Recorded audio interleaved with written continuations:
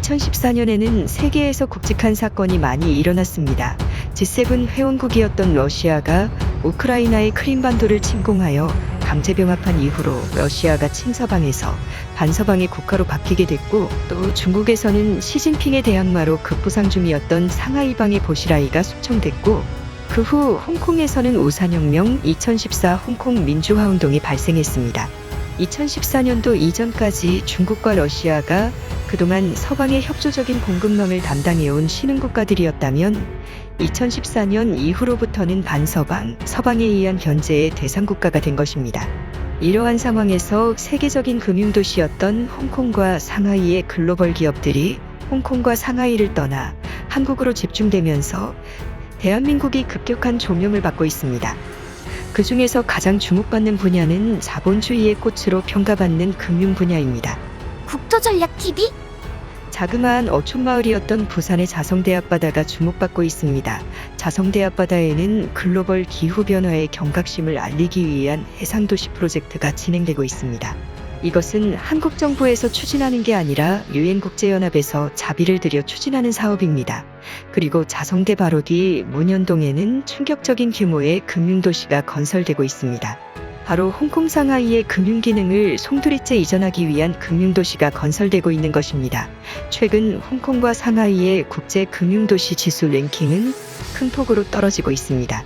반면 글로벌 금융자본에 의해 추진되는 부산 금융도시 프로젝트로 인해서 부산의 금융도시 지수 랭킹은 2022년 3월 기준 2년 만에 28단계나 상승해서 33위에 랭크됐습니다. 아시아 태평양 지역에서는 서울이 13위, 부산은 15위에 랭크되면서 부산이 급격하게 상위권 도시로 추격해오고 있는 상황입니다. 그 중에서 부산은 인도의 구자라트, 중국 베이징의 항만도시 텐진, 그리고 태국의 수도 방콕까지 뛰어넘은 상황으로 점점 글로벌 금융도시로서의 위상이 올라가고 있어 눈길을 끌고 있습니다. 최근 상하이에서는 바이러스 확산으로 인한 중국 중앙당국의 2달이 넘는 과도한 방역 조치로 인해서 수많은 다국적 기업 정책 결정자들은 큰 패닉을 겪고 있습니다. 60일 동안 집안에만 갇혀 있었던 사건은 인생에 있어서 잊지 못할 충격적인 사건으로 그들에게는 기억되고 있고, 현재 상하이의 수많은 다국적 기업들은 상하이가 아닌 제3국, 특히 자유민주주의 체제가 보장되는 지역으로의 기업 이전을 강력하게 추진하고 있어 눈길을 끌고 있습니다. 지난 홍콩 민주화 시위 사건에서도 미국 뉴욕타임즈 아시아 태평양 담당 사무소는 홍콩을 거점으로 두고 있다가 한국으로 이전을 한 상황이고, 이외에도 유럽계 대형 제약회사들 역시 속속 한국에 둥지를 틀고 있습니다. 중화권의 글로벌 도시들이 점점 글로벌 금융자본에게 외면받는 주요 원인 중에는 역사적으로 서구열강에 의해 유린당했던 역사의 그 배경이 있습니다. 현재 중국 정부에서는 극심한 외세 배척에 대한 정책이 많아 서양인들은 크게 당혹하고 있습니다. 특히 서구식 민주주의에 대해서 서구열강의 침입처럼 여기고 있는 상황이고, 최근 홍콩에서 일어나고 있는 민주화 시위 역시 배후의 영국이나 미국 등 서구열강이 중국을 분열시키기 위한 공작으로 해석하는 경향이 있습니다. 이 때문에 홍콩에서는 서구권의 민주주의와 관련된 도서를 판매하는 서점의 주인이 중국으로 송환 구금되어 실종된 상황이 벌어질 뿐 아니라 홍콩이나 상하이에 진출한 글로벌 기업들의 서양인들은 늘 감시에 대한 두려움이 있는 상황입니다. 이러한 상황에서 한국의 친서방 분위기는 서구의 금융기업 다국적 기업들에게 친서방적인 한국의 사회 분위기를 좋은 요인으로 꼽습니다. 국제 금융기업들에게는 큰 매력으로 다가오고 있습니다. 한국은 아시아 태평양 지역에서 영국이나 굵직한 서방 국가들에 의해 식민 지배를 당한 적이 없습니다. 19세기 말 영국의 이코노미스트지에서는 프랑스가 한국을 침략했던 병인 양요 사건에 대해서 집중 보도한 바 있습니다. 아시아에서 서구열강을 이긴 첫 번째 사례라고 평가를 하며 대서특필을 하면서 동양인들에 대한 막연한 두려움이 서구에 확산된 계기가 되면서 황화론, 즉 동양인들이 서구에 무기를 입수하거나 동양의 국가들이 새로운 서구식 함대를 건설하여 서구를 지배할 것을 걱정하는 공포증이 유럽이나 북미권의 지식인 계층 사이에서 확산되는 계기를 만들어내기도 했습니다. 결과적으로 이러한 동양에 대한 공포증, 황화론으로 인해서 미국, 영국, 프랑스, 독일 등 분열되었던 서방이 연대하여 오히려 중국 청나라를 공략하는 계기가 됐고, 일본에서는 메이지 유신을 하는 자신감을 얻는 계기가 된 적이 있습니다. 결과적으로 한국은 유럽 등 서구의 식민지화를 면한 나라가 되었고, 오늘날까지도 한국 사회에서는 중국과는 다르게 영국, 프랑스, 미국, 독일 등 서구 국가들에 대한 거부감이 없는 거의 유일한 나라인 상황입니다.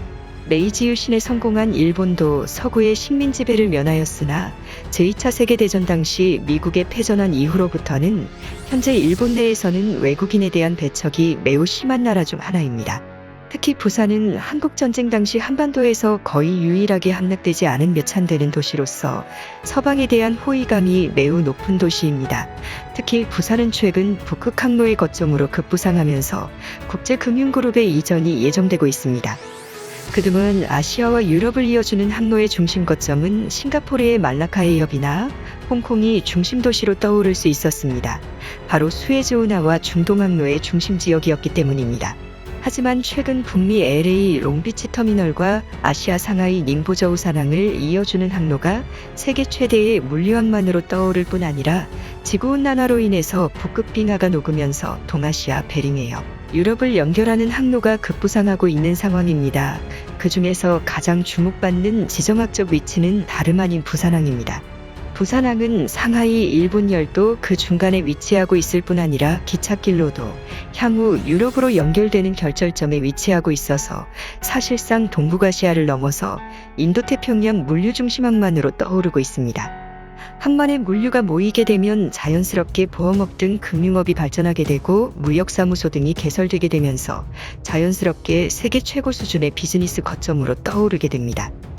현재 부산은 자성대 앞바다의 유엔해상 도시, 그리고 문현동의 거대한 금융도시, 그리고 논밭뿐이던 낙동강삼각주 일대에는 거대한 스마트시티 부산신항만이 속속 완공되고 있고, 그리고 부유층의 터전으로 자리 잡아가는 수영만, 해운대, 그리고 마지막으로 국제공항 예정지로 급부상 중인 가덕도 일대에서는 부산 일대가 홍콩 상하이를 능가하는 국제도시로서 점점 계획이 만들어지고 있습니다.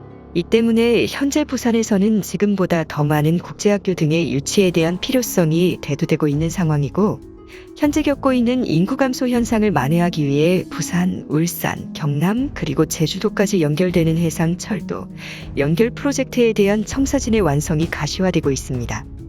부산에서부터 제주도까지 이어지는 지역 일대는 해양성 기후의 특성과 온대 기후의 특성이 있어 기후 환경이 아주 우수해 미국의 첨단 산업이 꽃피우는 미국의 선벨트와 같은 지역으로 IT 첨단 산업 등의 기능이 유치가 가속화되고 있습니다.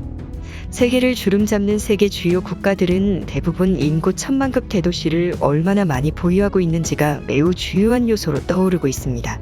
도시의 밀도가 높은 인구 1000만급 대도시, 즉 메가시티에서는 특허의 출원 건수가 높고 혁신이 일어나는 경우가 많아 세계 주요 선진국에서는 전 세계로부터 인재를 유치하고 도시의 밀도를 높이는 작업에 돌입한 상황입니다.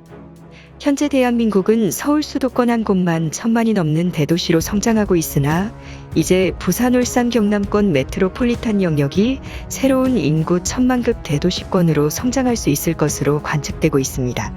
최근 들어 홍콩 상하이에서의 정치적 불안 상황으로 인해서 한국의 지정학적 입지뿐 아니라 기업 입지의 매력도 역시 덩달아 상승하고 있습니다. 국토전략TV 오늘은 이걸로 마칩니다. 시청해주셔서 고맙습니다.